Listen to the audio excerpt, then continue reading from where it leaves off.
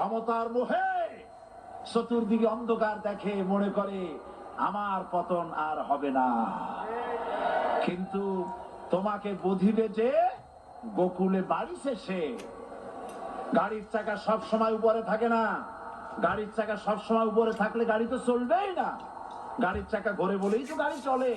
সুতরাং এই উপরে তোমার চাকা উপরে এখন আছে বলে, তোমার দলের চাকা উপরে আছে বলে যারা মানুষের উপরে জুলুম করছো, আলেমদেরকে ধরতেছো, মুসল্লিদেরকে ধরে ধরে জেলে ঢুকাচ্ছ, সময় আসবে এমন ইন্দুরের গর্ত বাবানা চালাবার জন্য